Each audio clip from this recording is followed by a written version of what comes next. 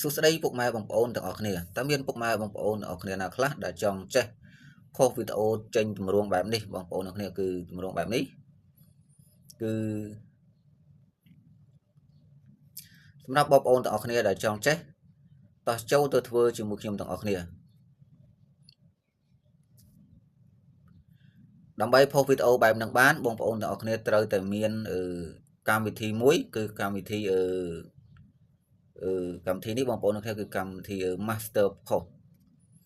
កម្មវិធីហ្នឹងគឺបងប្អូនទាំងគ្នាអាចចូលទៅ download នៅក្នុង App Store បានបងប្អូនទាំងអស់គ្នាចូលកម្មវិធី App Store មក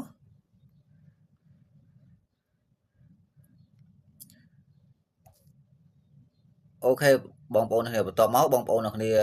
ចុចពាក្យថា Master Post មកបងប្អូនទាំងគ្នាគឺ M A S T បងប្អូនវាយតែប៉ុណ្ណឹងមកគឺវាចេញមកតែម្ដងបងប្អូនគឺខាងក្រោមនេះគឺ Master Post បងប្អូនទាំងគ្នាចុចចូលមកហើយបន្ទាប់មកបងប្អូនទាំងគ្នាឃើញកន្លែងរូបlogo របស់គេគឺMP ហ្នឹងបន្ទាប់មកបងប្អូនចុច upload មកបងប្អូនគ្នាសម្រាប់ខ្ញុំចុច upload ហើយខ្ញុំចូលកម្មវិធីហ្នឹងតែម្ដងអូខេបន្ទាប់មកបងប្អូនទាំងគ្នាសម្រាប់ដែលបងប្អូនដំឡើងរួចហើយឬក៏ upload រួចហើយបងប្អូនទាំងគ្នាចុចកម្មវិធី Master Post មកដើម្បីចូលទៅបង្កើតជាមួយខ្ញុំទាំងអស់គ្នាបន្ទាប់មកវាចេញទម្រង់បែបនេះបងប្អូនបន្ទាប់មកបងប្អូនចង់ស្រឡាញ់ភាសាអង់គ្លេសឬក៏ភាសាខ្មែរបងប្អូនជ្រើសយកមួយទៅសម្រាប់ខ្ញុំជ្រើសរើសយកភាសាខ្មែរ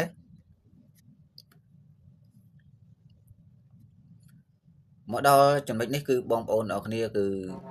មានច្រើនបងប្អូនទាំងគ្នាគឺសម្រាប់ចង់ឲ្យបងប្អូនជ្រើសរើសទី1គឺផុសទី2គឺផុសវីដេអូ reel ទី3គឺមានច្រើនបងប្អូនគ្នាមាន Sound AI មានការទាញយកវីដេអូនេះក្នុងនឹងទាំងអស់បងប្អូនគ្នាបន្ទាប់មកបងប្អូនជ្រើសរើសយកមួយទៅគឺខ្ញុំជ្រើសយកកន្លែងផុសបងប្អូនគ្នាគឺផុសនេះអូខេបន្ទាប់មកវាចេញទម្រង់បែបនេះបងប្អូនគ្នាបន្ទាប់មកបងប្អូនគេសូមអនុញ្ញាតបងប្អូនចុចពាក្យអនុញ្ញាតមក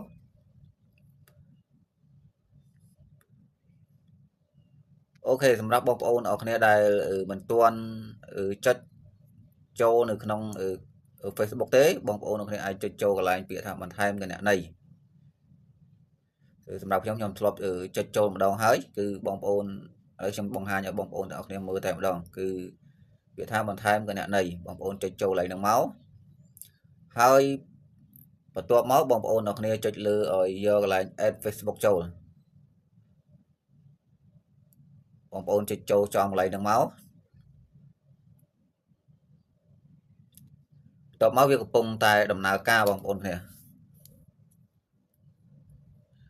អូខេមកដល់កន្លែងនេះគឺគេឲ្យបងប្អូនទាំងអស់គ្នាវាយបញ្ចូលលេខទូរស័ព្ទនិងលេខសម្ងាត់របស់ Facebook ចឹងណាបងប្អូនគ្នា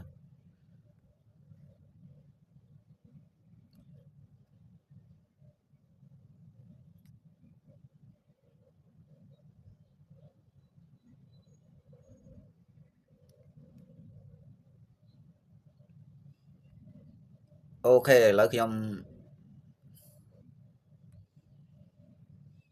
វាយបញ្ចូលដៃតែម្ដងបងប្អូនដោយសារតែ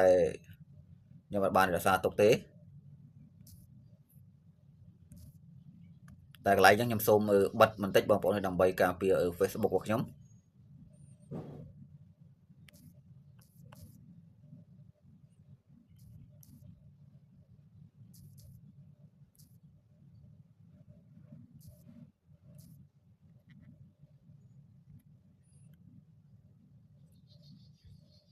ខាងលើបងប្អូនបញ្ចូលលេខ email ឬក៏ Facebook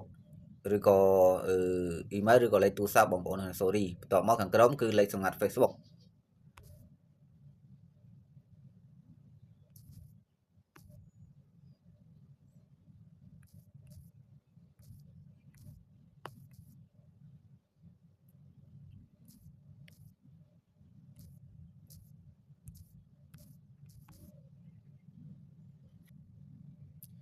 អូខេបងប្អូនគ្នាពេលណាដែលបងប្អូនវាបញ្ចូលលេខទូរស័ព្ទ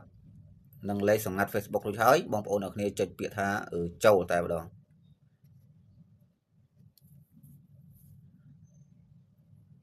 តបមកវាកំពុងតែនាំបងប្អូនគ្នាចូលទៅកន្លែងបន្តទៀត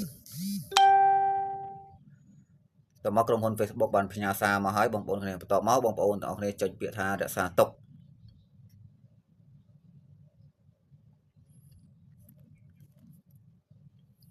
អូខេវាកំពុងតែដំណើរការនាំបងប្អូនទាំងអស់គ្នាទៅមុខទៀតបងប្អូនគ្នាអូខេបងប្អូនគ្នាឥឡូវវាកំពុងតែដំណើរការហើយពេលណាដែលបងប្អូនទាំងអស់គ្នាចុចទៅគឺវាផ្ញើសារមក Facebook បន្ទាប់មកបងប្អូនទាំងអស់គ្នាអាចចុចទទួលដើម្បីបញ្ជាក់ថាវាជាបងប្អូនកំពុងតែចុចចូលចឹងណាប្រសិនបើបងប្អូនមិនចុចទទួលកន្លែងផ្ញើសារពី Facebook ទេគឺបងប្អូនមិនអាចចូលមកដល់ចំណុចហ្នឹងទេហើយបន្ទាប់មកបងប្អូនទាំងគ្នាចុចពាក្យថាបន្តទៀតមកដល់ចំណុចនេះគឺបងប្អូនទាំងគ្នាគេឲ្យជ្រើសរើស page ទាំងអស់ចឹងបងប្អូនទាំងគ្នាមាន page ប្រមាណគឺវាលូតចេញមកទាំងអស់សម្រាប់ខាងលើនេះគឺបងប្អូនទាំងគ្នាចុចជ្រើសរើសទាំងអស់តែម្ដងបើបងប្អូនដកចេញគឺបងប្អូនអាចជ្រើសរើសមួយចង់បាន page ណាអញ្ចឹងបងប្អូនគ្នាតែបងប្អូនចង់យកទៅផុសអញ្ចឹងគឺ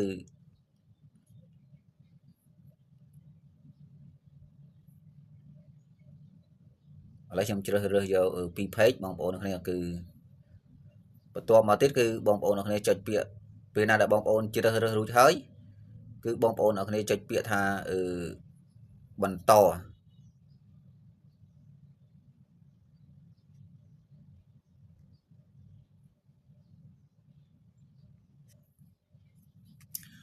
អូខេបងប្អូនគ្នាបន្ទាប់មកកន្លែងនេះគេឲ្យបងប្អូនគ្នាជ្រើសរើស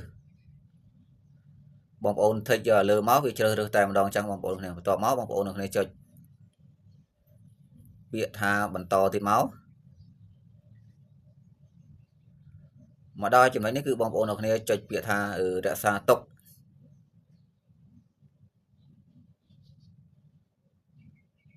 អូខេបងប្អូនគ្នាមកដល់ចំណុចនេះទៀតគឺបងប្អូនគ្នាចុចពាក្យថាយល់ហើយ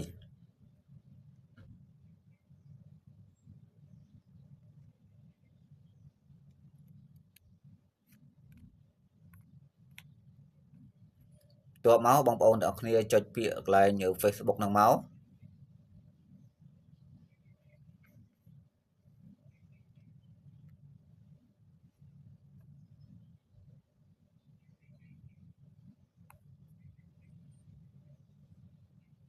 ដល់ចំណុចនេះគឺបងប្អូនទាំងគ្នាចុចពាក្យថាភ្ជាប់ឡើងវិញ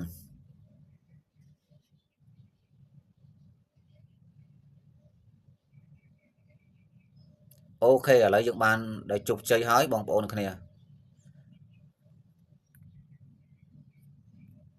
ឡូវបងប្អូនគ្នាអាចផុសវីដេអូបានហើយបន្ទាប់មកបងប្អូនគ្នាចុចសារវាចេញមកវិញមក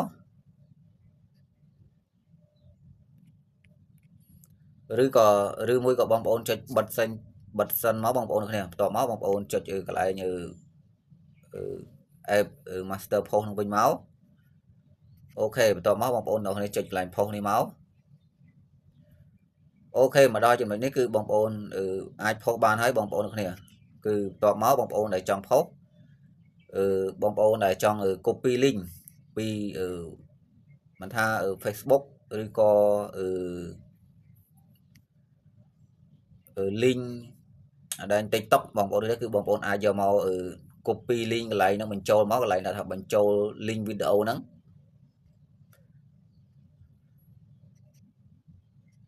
ឥឡូវខ្ញុំចូលទៅ TikTok ដើម្បី copy link មួយវីដេអូមួយដើម្បីឲ្យបងប្អូនអរគ្នាមើលតែម្ដង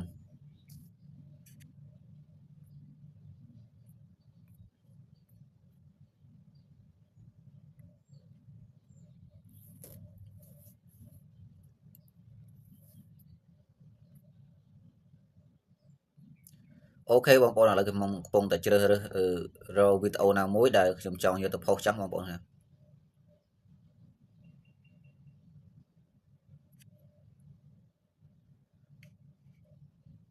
អូខេឥឡូវខ្ញុំថាឧទាហរណ៍ថាវីដេអូនេះមួយដែលខ្ញុំចង់យកទៅ post ចឹងបងប្អូនគ្នាបន្តមកសម្រាប់បងប្អូនដែលចង់ copy link បងប្អូនចុចកន្លែងសញ្ញា share ហ្នឹងមក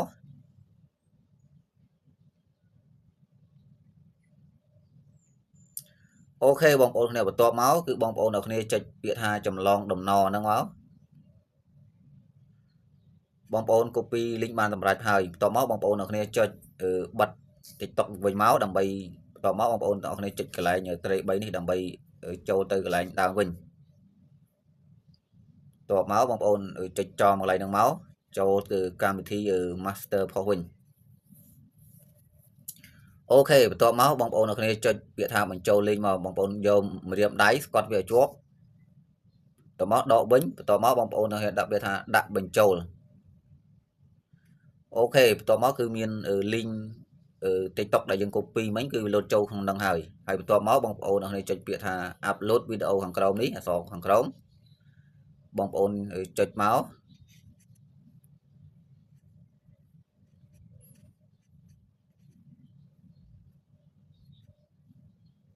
វាកំពុងតែដំណើរការបងប្អូននេះគឺវាអាចចំណាយពេលបន្តិចដែរអូខេបន្ទាប់មកវាដល់ចំណុចនេះបងប្អូនគ្នា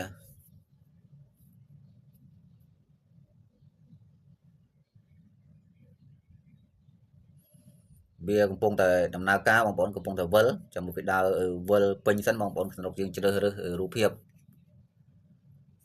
អូខេបងប្អូនគ្នាបន្ទាប់មកបងប្អូនអ្នកគ្នាអាចជ្រើសរើសវីដេអូមួយជ្រើសរើសរូបភាពបងប្អូនអ្នកគ្នាគឺ story បងប្អូនកន្លែងនេះបងប្អូនអាចជ្រើសដាក់រូបភាពចាំក៏បានឬមួយក៏បងប្អូនចង់ដូរវាក៏បានដែរបងប្អូនគ្នាកន្លែងហ្នឹងនេះរូបភាពនេះបងប្អូនគ្នាបងប្អូនចង់ដូរក៏បានដែរឥឡូវខ្ញុំចង់ឧទាហរណ៍ថាខ្ញុំចង់ដូរបងប្អូនអាចជ្រើសរើសយករូបភាពរបស់បងប្អូនក៏បានឬក៏រូបភាពនៅក្នុងវីដេអូហ្នឹងក៏បានដែរបងប្អូនជ្រើសរើសយករូបភាពរបស់បងប្អូនចុចចូលកន្លែងនេះមកអូខេបន្ទាប់មកបងប្អូននឹងចុចពាក្យថាការអនុញ្ញាត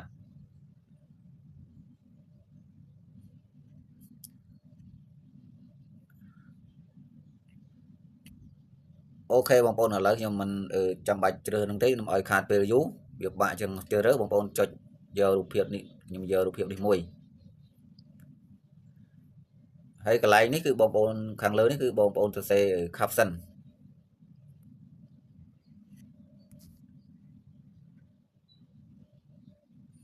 ឥឡូវខ្ញុំហៅជាសំឡេងតែម្ដងបងប្អូនគ្នាដើម្បីខ្ញុំសរសេរទៅ view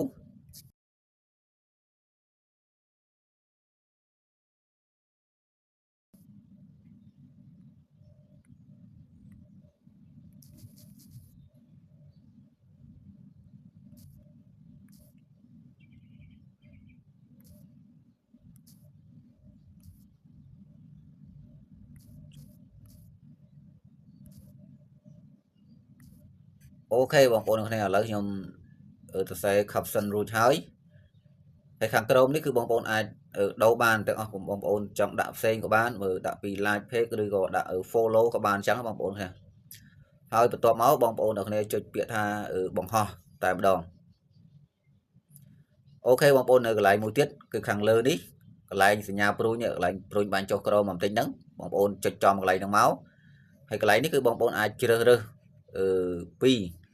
page ដែលបងប្អូន add មកប្រហែលគឺវាចេញទាំងអស់បងប្អូនអាចជ្រើសរើសយកមួយឬក៏2អីឬក៏ទាំងអស់អីបងប្អូនអាចជ្រើសរើសបានកន្លែងហ្នឹងឥឡូវខ្ញុំខ្ញុំ add មក2ឥឡូវខ្ញុំផុសទាំងពីរតែម្ដងបងប្អូនណាដល់មកបងប្អូនចុចចេញមកដើម្បីឲ្យបាត់វិញអូខេបន្ទាប់មកបងប្អូនឲ្យចុចពាក្យថាបង្ហោះមក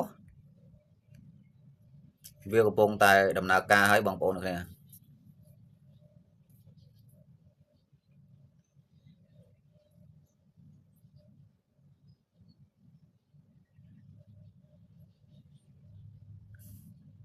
ពេលណាដែលដំណើរការចប់វាផុសចូលនៅក្នុង page របស់យើងតែម្ដងបងប្អូនគ្នា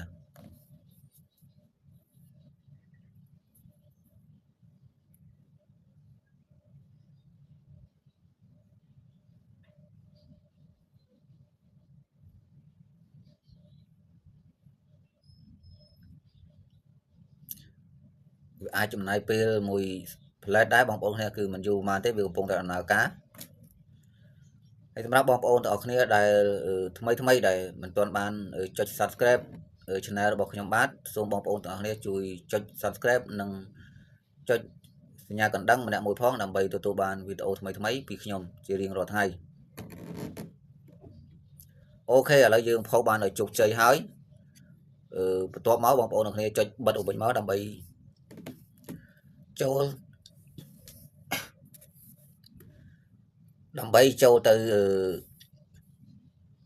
ទៅ page មើលបងប្អូនគឺចូលទៅ page ដើម្បីឆែកមើលបន្ទាប់មកបងប្អូនទាំងគ្នាដូរចូល page មក